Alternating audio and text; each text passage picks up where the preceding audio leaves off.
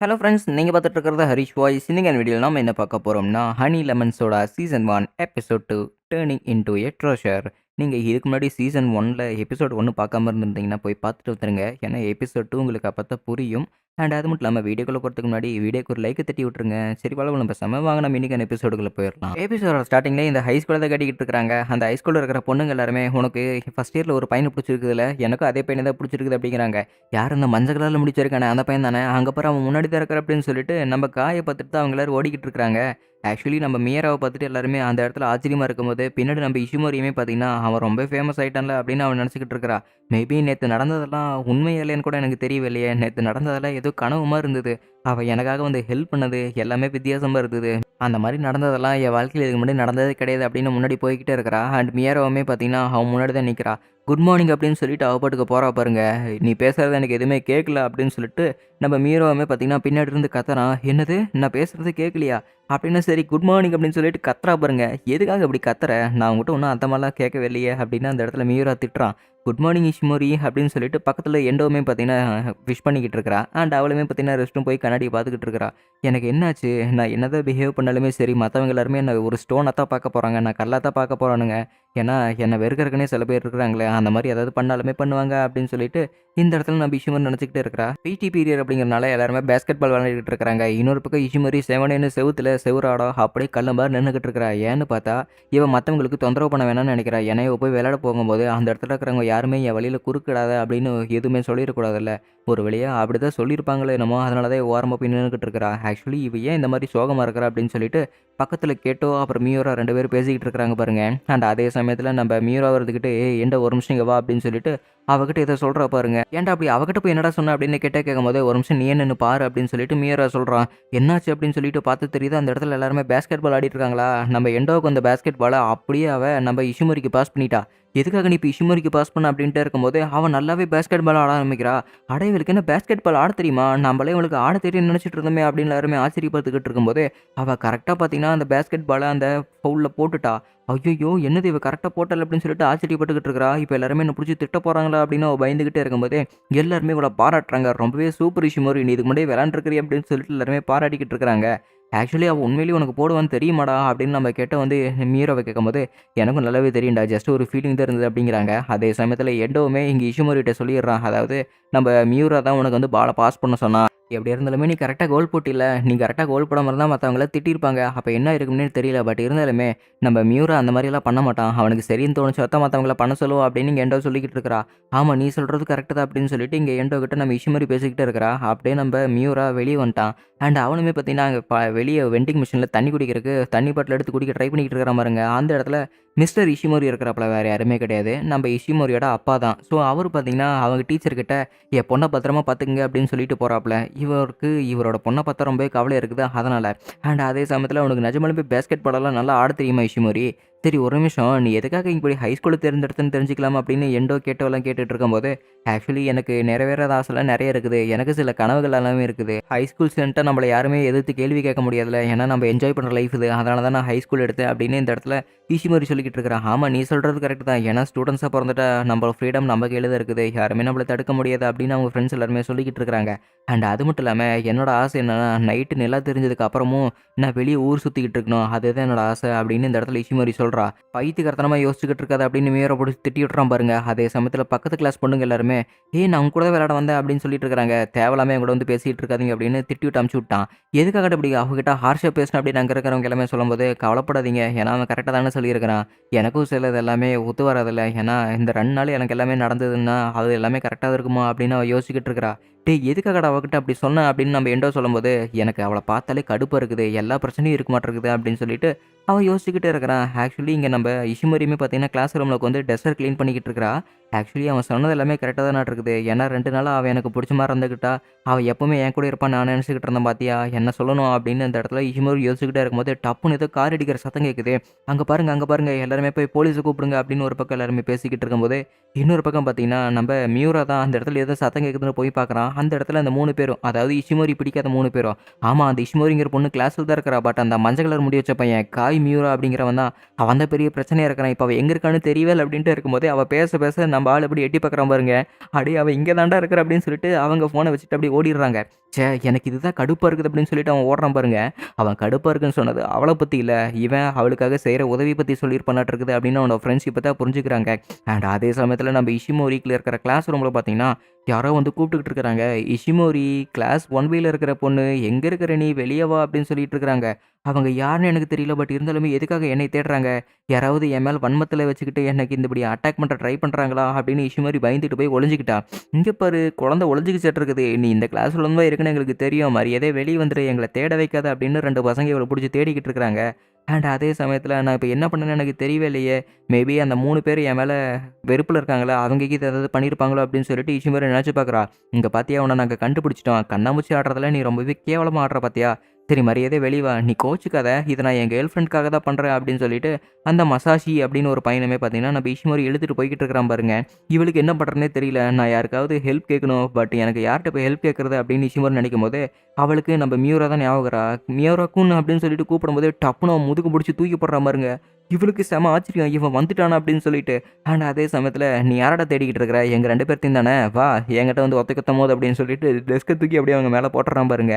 இவன் அதே செகண்ட்ல அங்க இருக்கிறவங்க மிரண்டு ஓடிட்டாங்க. "டேய் நான் தான் இங்க வர வேணான்னு சொன்னேன்ல. எதுக்காகடா நீ மறுபடியும் இங்க வந்த மசாஷி?" அப்படின்னு சொல்லிட்டு அந்த கால் பண்ண பொண்ணு அங்கேயே தான் இருக்கிறா. ஸோ இவங்க எல்லாருமே கதவு திறக்கும்போது தெரியுது, நம்ம மியூரா அவங்கள போட்டு புரட்டி எடுத்துட்டு இருக்கா அப்படின்னு சொல்லிட்டு.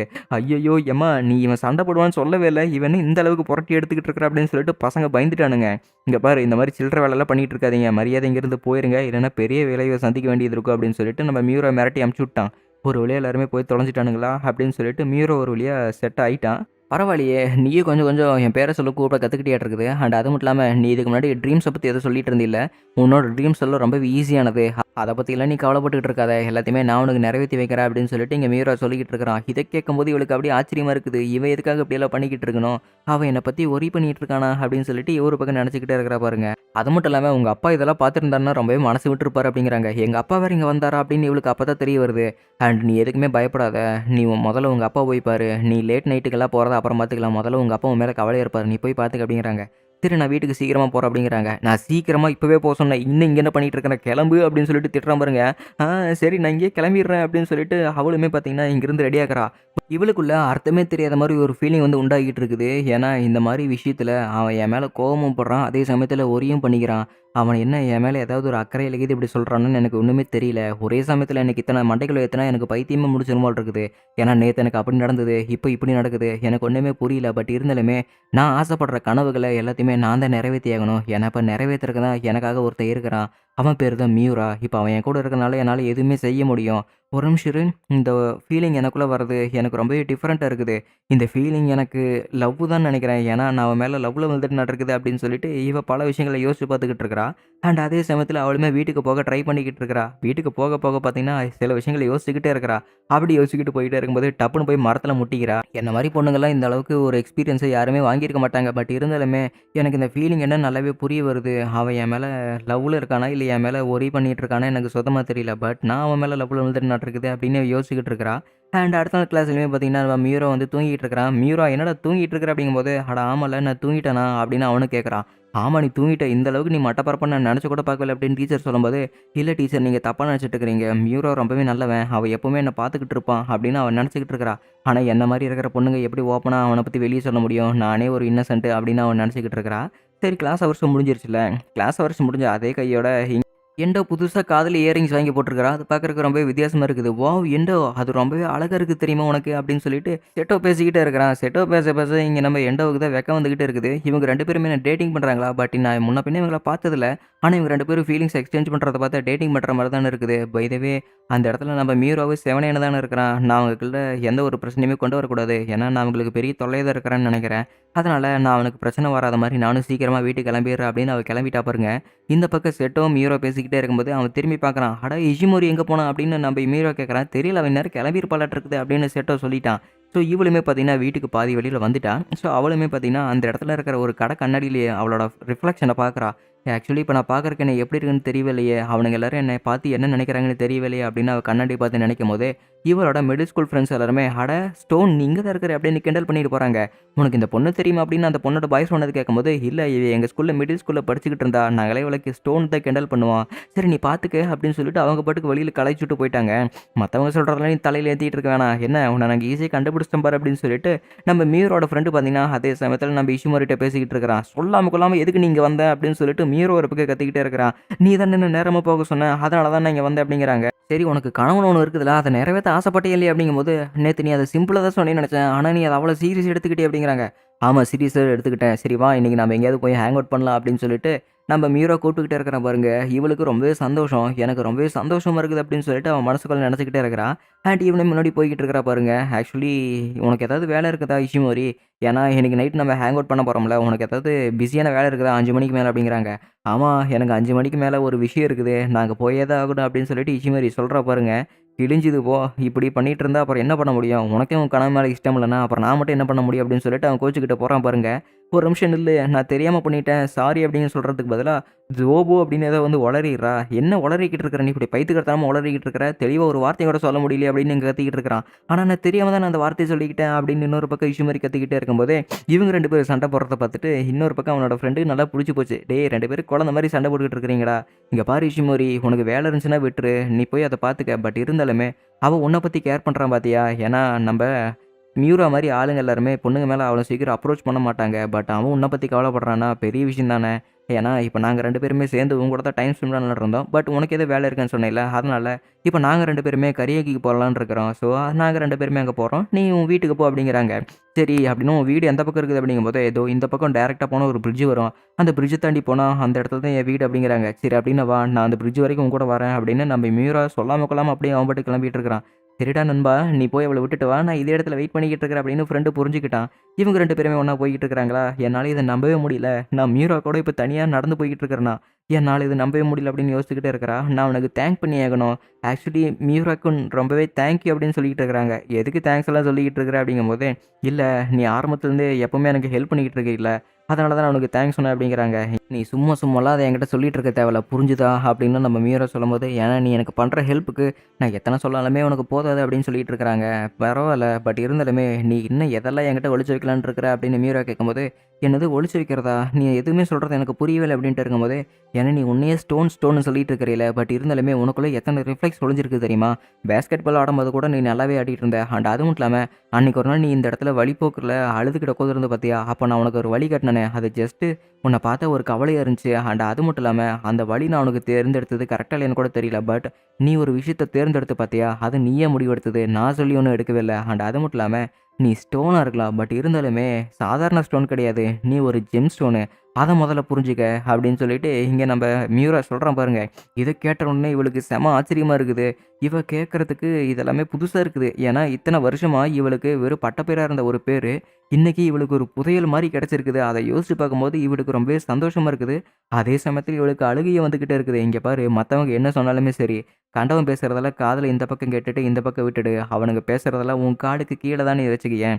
நீ உன்னோட வேலைய பார்த்துக்கிட்டு போயிட்டு இரு. மத்தவங்க என்ன பேசினாலுமே சரி, உன்னோட காலுக்கு கீழ தான் அவனுங்க. அத முதல்ல நல்லா புரிஞ்சுக்க அப்படிங்கிறாங்க. இங்க பாரு நீ அழுகுறத பார்த்தா மத்தவங்க எல்லாருமே என்னமோ நான் உன்ன பிரேக்கப் பண்ணிட்டு போற மாரி யோசிச்சுக்க போறானுங்க. அதனால இந்த தொப்பி எடுத்து உன் மாட்டிக்க அப்படின்னு சொல்லிட்டு அவன் தொப்பியுமே பார்த்தீங்கன்னா குடுத்துட்டு போயிடுறான். "நீ எதுக்குமே கவலைப்பட்டுட்டு இருக்காத. எல்லாத்தையுமே நாங்க பார்த்துக்கிறோம். நாங்க இருக்கிறோம்" அப்படின்னு சொல்லிட்டு மியூரா சொல்லிட்டு இங்கேருந்து கிளம்பி போயிட்டான். இந்த தொப்பி அவன்கிட்ட குடுத்துட்டு போயிட்டா பாருங்க. இவளுக்கு ஒரு பக்கம் அப்படியே மூச்சு அடைக்கிற மாரி இருக்குது.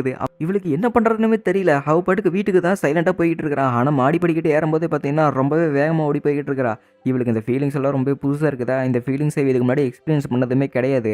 இவ இந்த ஃபீலிங்ஸ் எல்லாம் மத்தவங்க யாருமே பார்க்கக்கூடாது அப்படின்னு நம்ம மியூரா குடுத்த தொப்பி வச்சுக்கிட்டு அழுதுகிட்டே போயிட்டே இருக்கிறா. "எனக்கு இந்த ஃபீலிங்ஸ் எல்லாம் டிஃப்ரெண்ட்டா இருக்குது. இத நான் அக்செப்ட் பண்ணிக்கிறதுக்கு தயாரா தான் இருக்கிறேன். பட் ஒரு தடவை இத நான் அக்செப்ட் பண்ணிட்டா, திரும்ப போறதுக்கு வாய்ப்பே இருக்காதுன்னு நினைக்கிறேன். ஏன்னா இது அந்த மாரி ஒரு ஃபீலிங்கு. நான் இந்த ஃபீலிங்ஸ் அக்செப்ட் பண்ணிக்கிட்டா, திரும்ப நான் பின்னாடி போவே கூடாது. இத நான் அக்செப்ட் பண்ணிக்கிட்டு இப்படியே தான் வாழ்ந்தாகணும்" அப்படின்னு அவ யோசிச்சுக்கிட்டு இருக்கிறா. அப்படியே கரியோகிக்கு போயிட்டு இருக்கிற மியூரா அப்புறம் அவனோட ஃப்ரெண்ட காட்டிக்கிட்டு இருக்கிறாங்க. "ஏன்டா நீ நிஜமாலுமே நீ சொல்ற பேச்செல்லாம் அவர் அப்படியே கப்சுப்னு கேட்டுட்டு இருக்கிறாளே" அப்படிங்கும்போதே, "அதெல்லாம் ஒண்ணும் பெரிய விஷயம் இல்லடா. வழி தெரியாத ஒரு மான் கிட்ட ஏதாவது ஒரு வழி சொன்னா அப்படியே கப்சுப்னு புடிச்சுக்கும்ல. அதே மாரி தான் அவ வழி தெரியாம தத்தளிச்சுக்கிட்டு இருந்தா. அவளுக்கு ஜஸ்ட் ஒரு ஹிண்ட் குடுத்து விட்டேன்" அப்படிங்கிறாங்க. பட் எனக்கு அத பார்த்து அப்படி தெரியவே இல்லையா. நீங்க 2 பேருமே நல்லா அட்டாச் ஆயிட்டீங்களாட்ருக்குது. பை த வே அவ ரொம்பவே கியூட்டா தானே இருக்கிறா அப்படிங்கிறாங்க. என்னது அவ கியூட் அப்படிங்கும்போது, இல்ல எனக்கு எல்லா பொண்ணுங்களும் கியூட்டா தானே தெரியுறானுங்க. அதனால எனக்கு எந்த ஒரு பிரச்சனையும் இல்ல. அத மட்டும் நீ நல்லா பார்த்துக்க அப்படின்னு சொல்லிட்டு அவனோட ஃப்ரெண்ட் அப்படியே ஓரக்கண்ல சைகை காட்டிட்டு இருக்கிறான். இன்னொரு பக்கம் இஷிமரி அவளோட தொப்பி அடிச்சுக்கிட்டு வீட்டுக்கு போய்க்கிட்டு இருக்கிறா. அவளுக்கு புதுவிதமான ஒரு ஃபீலிங் வந்திருக்குது. இந்த ஃபீலிங்ஸ் நான் அக்செப்ட் பண்ணியே தான் ஆகணும். ஏன்னா எனக்கு புதுவிதமான ஒரு கனவு வந்திருக்குது. அந்த மாதிரி கனவு அடையறதுக்கு எனக்கு ரொம்பவே தைரியம் வேணும். அந்த மாதிரி ஒரு கான்ஃபிடன்ஸ நான் எனக்குள்ள வளர்த்திக்க போறேன். ஏன்னா மியூராவ நான் காதலிக்கிறேன் அப்படின்னு சொல்றதுக்காக ஒரு தைரியத்த நான் வளர்த்திக்கிட்டே ஆகணும் அப்படின்னு இந்த இடத்துல அவன் மேல இருக்கிற ஃபீலிங்ஸ கன்வெர்ஸ் பண்றா அவளுக்குள்ளேயே. அண்ட் அதோட இந்த எபிசோடு முடிக்கப்பட்டது.